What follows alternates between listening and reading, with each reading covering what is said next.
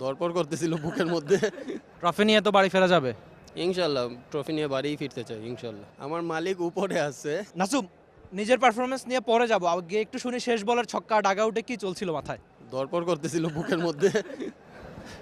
না ভাই, কি বলবো, খুবই আপসেট হয়ে গেছিলাম একদম।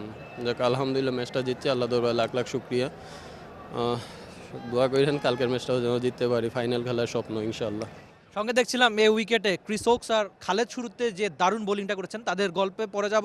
আপনি আপনার বোলিংটা নিয়ে কতটা খুশি? আজকের দিনও দারুণ বোলিং করেছেন। আলহামদুলিল্লাহ আমি টিমের জন্য কিছু করতে পারছি, এটার জন্য আল্লাহ দরবারে লাখ লাখ শুক্রিয়া। ওই সময়টা এই বোলিংটা দরকার ছিল, ভাইটাল টাইমে 2টা উইকেটও বাইট করে দিতে পারছি, এই জন্য এত কম রানে ওদের আটকাইতে পারছি। সব মশার বিরুদ্ধে সুরক্ষা দিতে এলো বসুন্ধরা এক্সট্রিম অ্যারোসল, মশার বিরুদ্ধে এক্সট্রিম সুরক্ষা।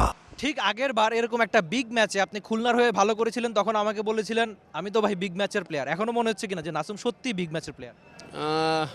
আলহামদুলিল্লাহ, হয়তোবা আরেকটু এক্সপিরিয়েন্স হয়েছে, আর একটু কনফিডেন্ট লেভেল হাই হয়েছে আলহামদুলিল্লাহ। বাট ওই ম্যাচের মতো জিতি নেই, আজকের ম্যাচটা অনেক কষ্ট হয়েছে জিততে।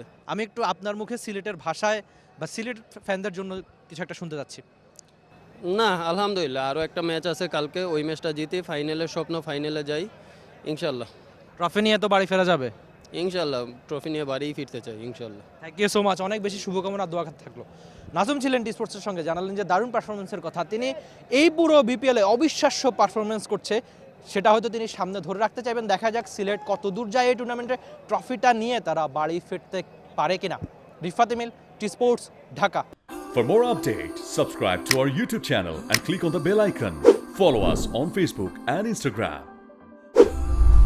Download T-Sports app to enjoy exciting games and highlights. Visit tsports.com.